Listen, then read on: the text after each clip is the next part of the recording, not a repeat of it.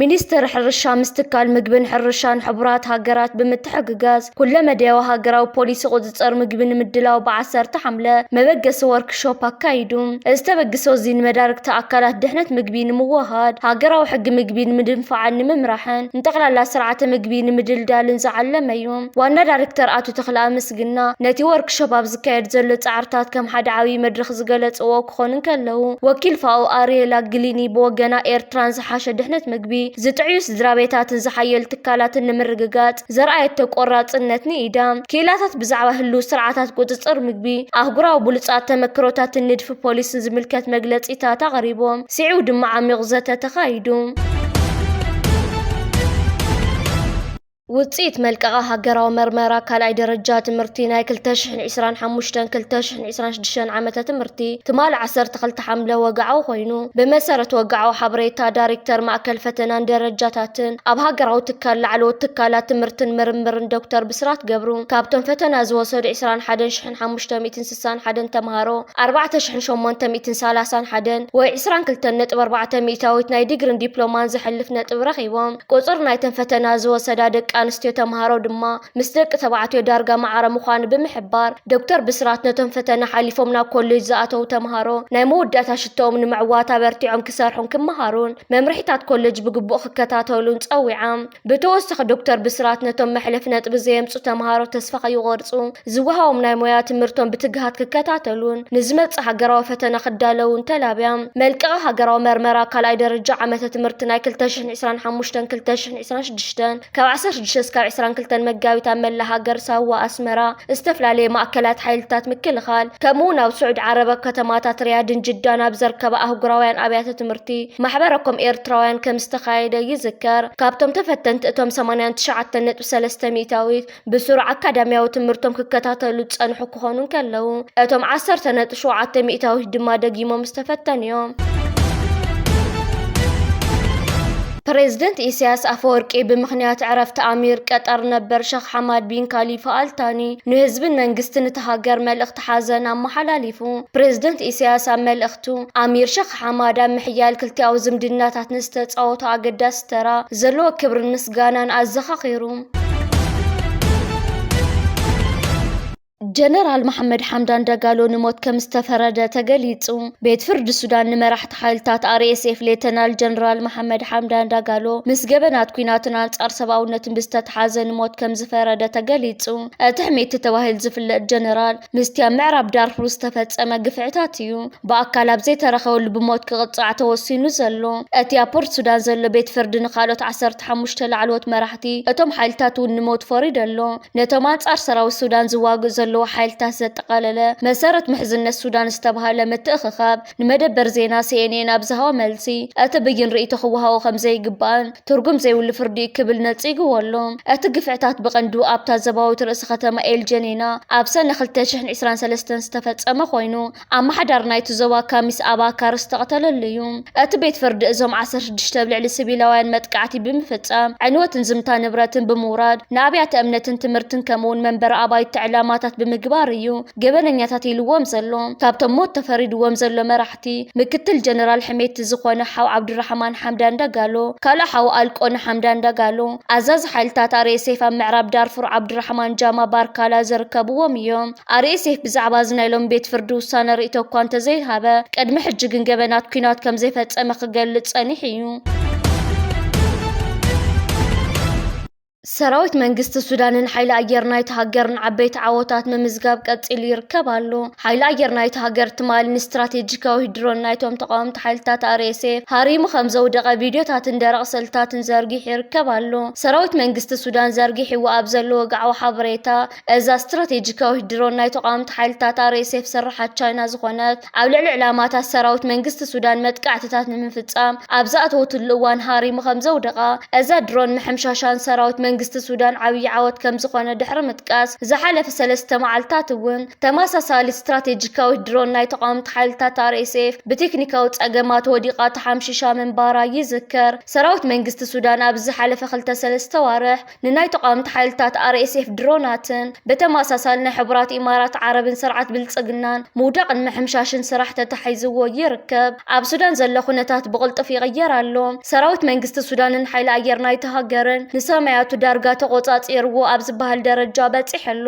ኣብ ደባት ኢትዮጵያን ሱዳንን ዝካየድ ዘሎ ኩናት እውን ተቃውምቲ ሓይልታት RSF ናብ ጎኖም ተሰሊፎም ክዋግኡ ጸንሑ። ሰራዊት ስርዓት ብልጽግናን ገለገለ ዕጡቓትን ናብ ደቡብ ሱዳንና ውሽጢ መሬት ኢትዮጵያ እናተደፍኡን እናተሰጎጉን ይርከቡ ኣለዉ።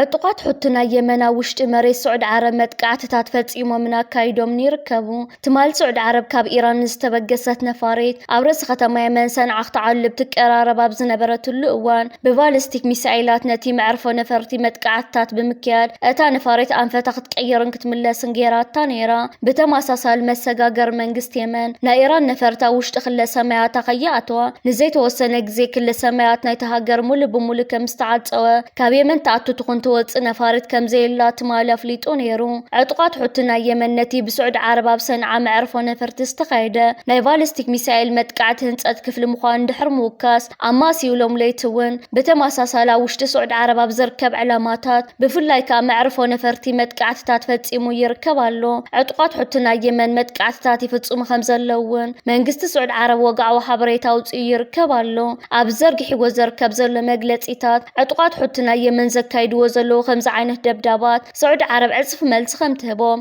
ኣብ ዶባት ዝርከብ ህዝቢ ከዓ ልዑል ጥንቃቐታት ከካይድ ስዑድ ዓረብ ሓቢራ ትርከብ። ኣብ መንጎ ስዑድ ዓረብን ዕጡቃት ሕቱና የመንን ስምምዕ ምቁራጽ ተኹሲ ካብ ዝካየድ 4 ዓመታት ኣቁፂሮሎም። ድሕሪ 4 ዓመታት እዮም ዕጡቃት ሕቱና የመንን ስዑድ ዓረብን ናብ ከምዚ ዓይነት ኣትዮም ዝርከቡ።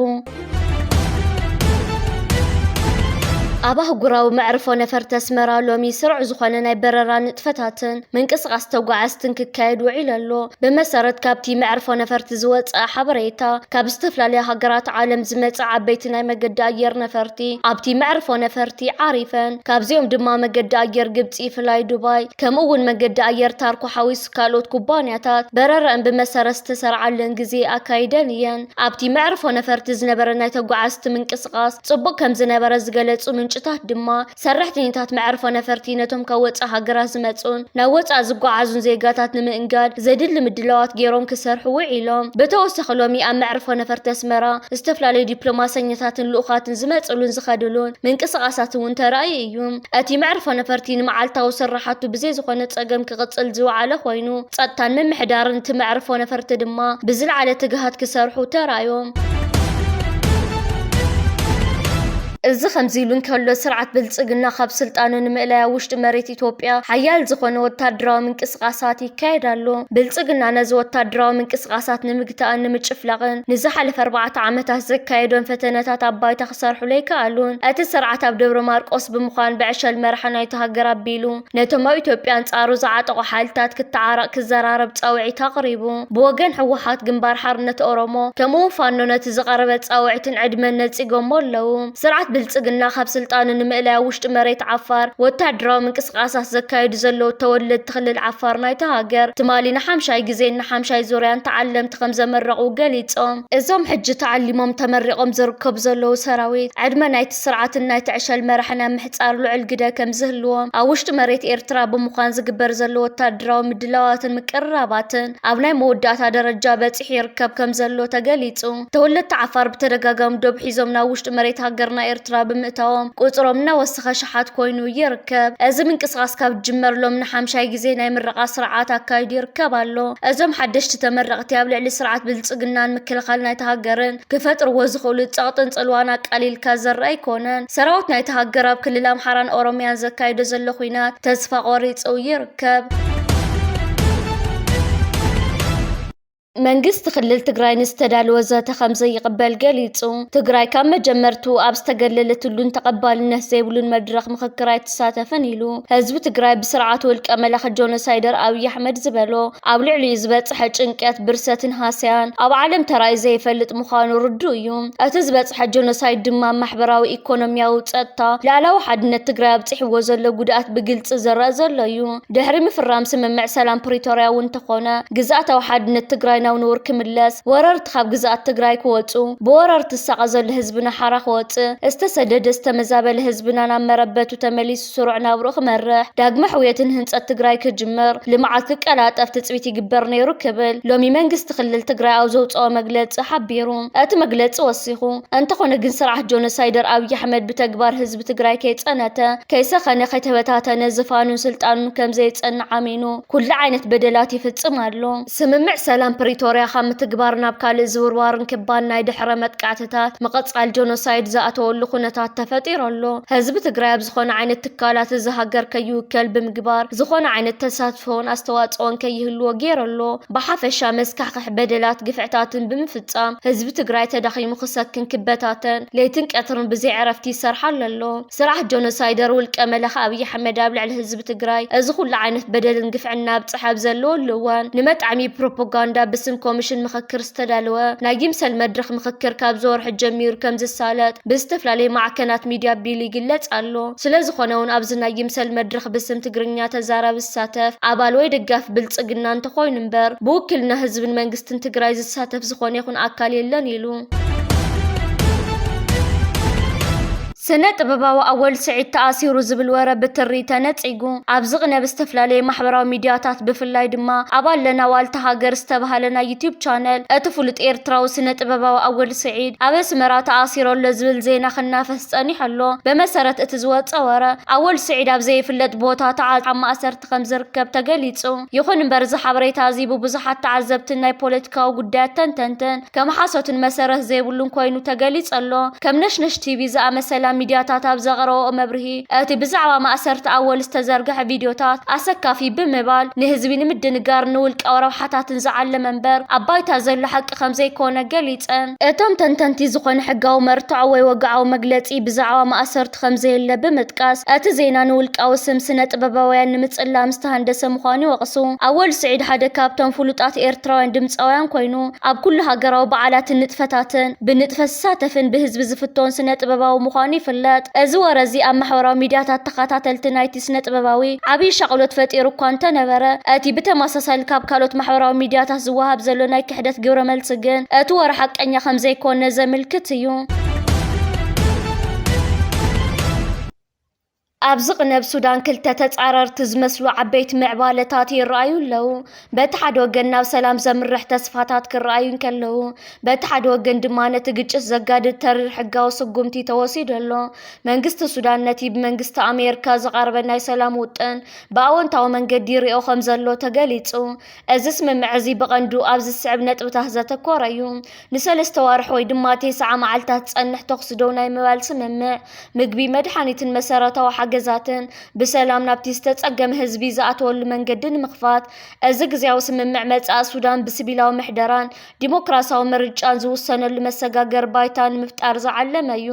ብኣንጻር እቲ ናይ ሰላም ጻዕርታት ቤት ፍርዲ ሱዳን ኣብ ልዕሊ መራሒ ሓይልታት ቅልጡፍ ደገፍ RSF ጀነራል መሐመድ ሓምዳን ዳጋሎ ተሪር ናይ ሞት ፍርዲ ኣመሓላሊፉ ኣሎ እቲ ገበን ሒሜቲን ካልኦት 15 ላዕለዎት መራሕቲ ትጉጅለን ብገበን ጆኖሳይድ ገበን ኣንጻር ሰብኣውነትን ኣብ ልዕሊ ሰላማውያን ሰባት ብዝፈጸምዎ መጥቃዕትን ተኸሲሶም እቲ ፍርዲ ተዋሂብዎም ምዃኑ ይፍለጥ እዚ ከምዚ ኢሉ እንከሎ ኤርትራን ግብፅን ሉኣላውነት ሱዳንን ንሰራዊት ሱዳንን ብምድጋፍ ናይ ግዳም ኢዳታውነት ኣብ ሱዳን ክዓርፍ ብተደጋጋሚ ይጽዋዓ ኣለዋ ሕቡራት ኢማራት ዓረብ ንጉጅለ RSF ትድግፋላ ዝብል ክስታት ክህሉ እንከሎ ኣሜሪካ ድማ ሰራዊት ካብ ፖለቲካ ወፂኡ ስልጣን ናብ ሲቪላዊ መንግስቲ ክሰጋገር ትደፋፋ ኣላ ሱዳን ኣብዚ ሕጂ እዋን ኣብ ከቢድ ወጥሪ ትርከብ በቲ ሓደ ወገን ብኣሜሪካ ዝተዳለወ ናይ 9 መዓልታት ተኹሲ ደው ናይ ምባል ስምምዕ ንህዝቢ ፍታሕ ከምፅእ ተስፋ ይወሃበሉ ኣሎ በቲ ካልእ ወገን ግን እቲ ኣብ ልዕሊ መራሕቲ RSF ዝተመሓላለፈ ናይ ሞት ፍርዲ ነቲ ምስቲ ጉጅለ ክግበር ዝጸንሐ ናይ ሰላም ዝርርብ ዝያዳ ከጸግሞ ከም ዝኽእል ተዓዘብቲ ይግምቱ